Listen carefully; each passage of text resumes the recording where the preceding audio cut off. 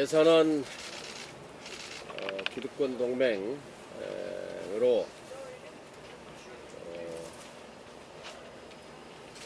예산안은 처리됐는지 모르지만 우리 국민의 삶은 2017년이나 2018년이나 2019년이나 여전히 현상 유지의 삶, 불안과 절망을 빠져나올 수 없게 됐습니다. 우리가 선거제도 개혁을 그토록 외치고 있는 것은 국민의 삶을 개선하기 위해서 근본적인 정치 개혁이 절실하다는 그런 신념 때문입니다. 이번 예산안 처리하면서 셀프 인상, 국회의원 세비와 의원실 경비를 1.8% 셀프 인상한 것은 염치 없는 일입니다. 지금 청와대 게시판에도 20만 명이 넘는 국민 청원이 쏟아지고 있습니다. 교섭단체 활동비는 늘리고 비교섭단체 활동비는 깎아버리고 하는 그런 참 치졸한 졸렬한 처사도 저질렀습니다. 민주평화당은 오늘 의원님들 의견을 모아서 셀프 세비 인상 반대뿐만이 아니라 이것을 원상 회복을 요구하고 이것을 반납하는 조치에 대한 논의를 하고 있다 대변인 발표를 하겠습니다. 그리고 동시에 정의당, 바른미래당에도 3당이 공동으로 셀프 인상 세비 반납을 촉구할 생각입니다. 또 하나는 사실상 협치는 끝났습니다. 협치 종료를 선언합니다. 국무총리 인준에 앞장서서 이 정부가 순조롭게 출발하도록 도왔고, 대법원장 인준에 앞장서서 사법개혁을 추진할 수 있도록 뒷받침했고, 남북관계 발전을 위해서 판문점 선언 비준을 앞장서서 주장했고, 그동안 사실상의 협치를 자발적으로 민주평화당이 선도적으로 해왔다고 생각합니다. 그러나 이제 협치는 파탄됐습니다. 협치는 종식됐습니다. 이제 정부 여당이 기득권 세력으로 전락한 마당에 또 자유한국당과 기득권 동맹을 맺은 마당에 조건 없는 협치는 그것은 불가능한 일입니다. 이제 협치 종료를 정식으로 선언합니다.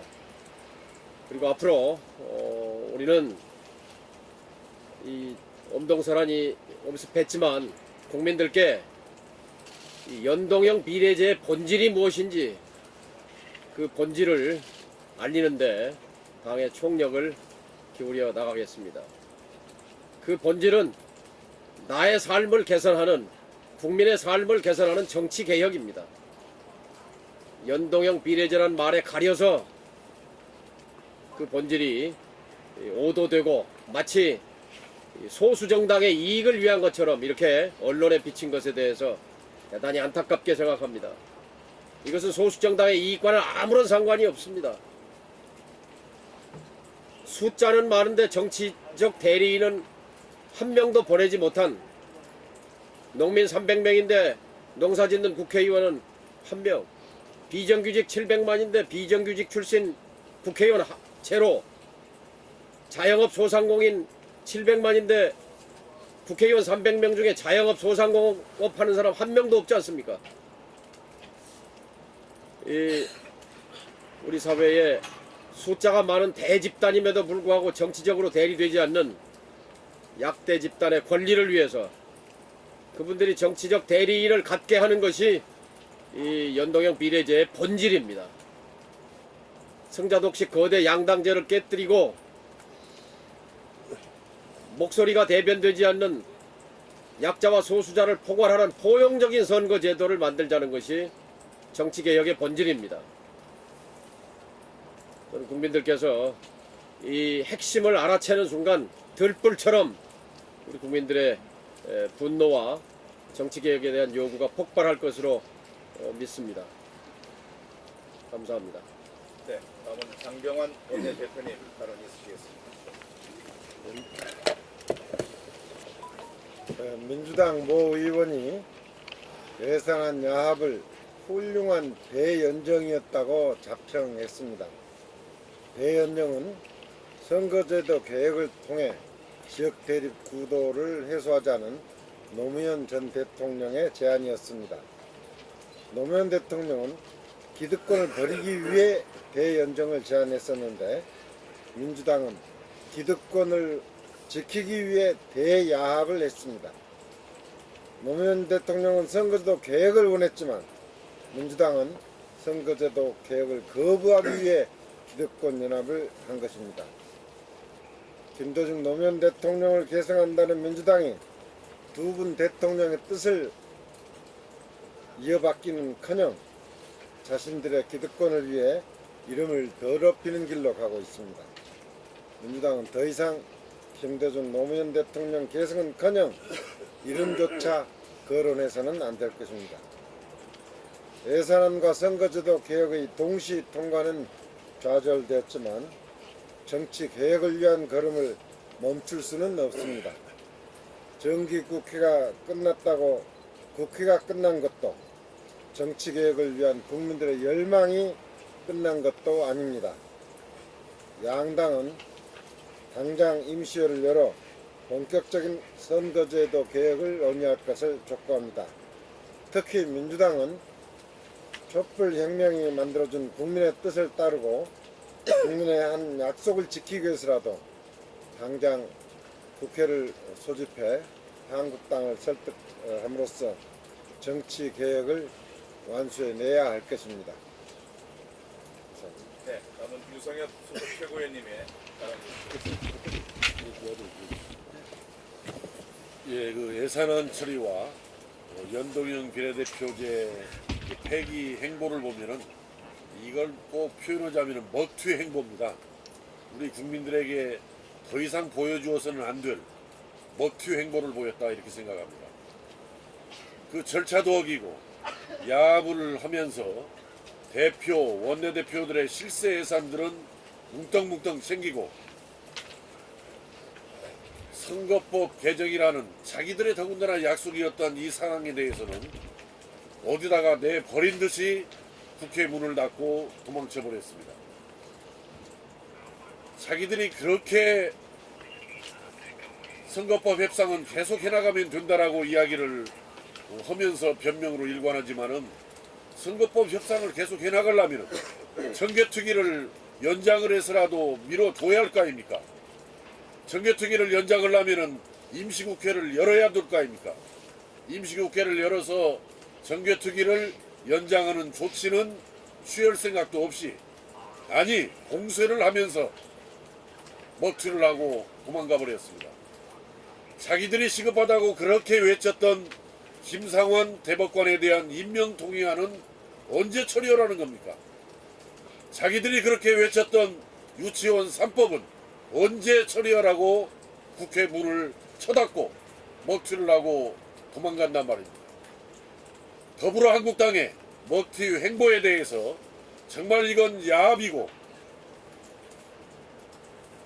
국회를 철저하게 짓밟는 잘못된 행태라는 점을 다시 한번 지적을 합니다.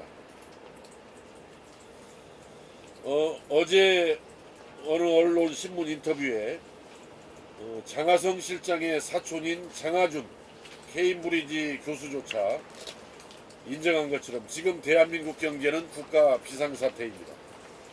심각한 고용난과 더 벌어진 양극화를 잡아야 할 시기에 정작 필요한 예산은 버리고 자기들 주머니만 챙긴 더불어한국당의 행태를 규탄하는 바입니다.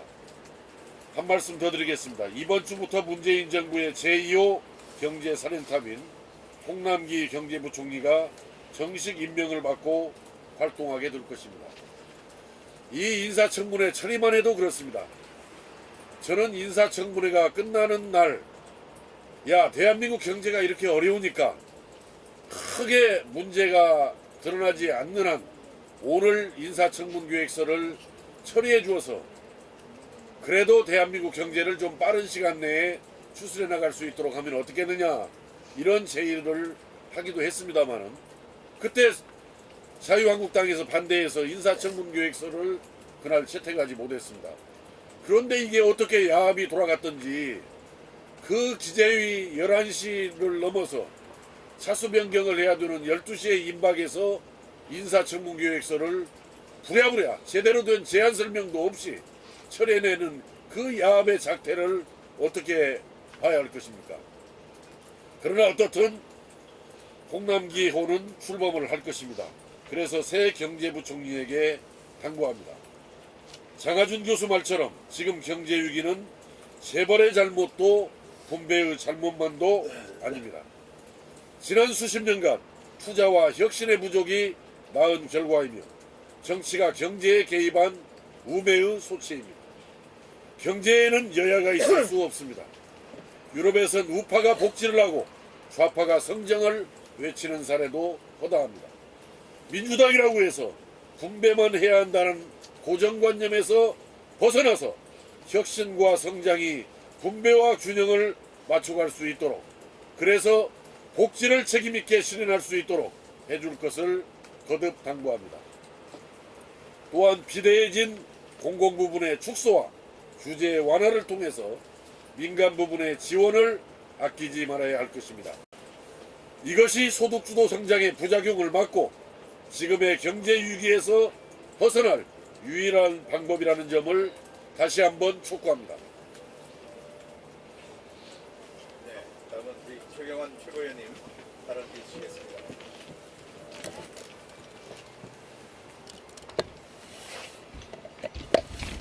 예, 주경환 최고위원입니다. 더불어한국당이 결성됐다. 민주당이 한국당과 야합하다니 문재인 정권이 할 짓이냐? 시중의 최대의 화제입니다.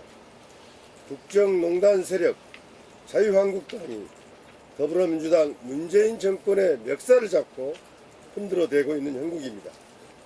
국정농단 세력 자유한국당은 환호를 지르고 있지만 멱살을 잡힌 더불어민주당은 속수무책입니다. 이런 식으로 가면 더불어민주당 문재인 정권은 그 어떤 개혁도 할 수 없습니다. 연동형 비례대표제를 비롯한 정치개혁은 유린당하고 있습니다. 검경 수사권 조정, 공수처 신설, 국정원 개혁 등 권력기관 개혁은 말할 것도 없고 그 어떤 개혁도 할 수 없는 지경입니다. 더불어한국당 적폐연대로 할 수 없는 일입니다. 사태가 이 지경이 된 것은 우리 당이 제안한 개혁입법연대 구축 제안을 거절한 데 그 원인이 있습니다.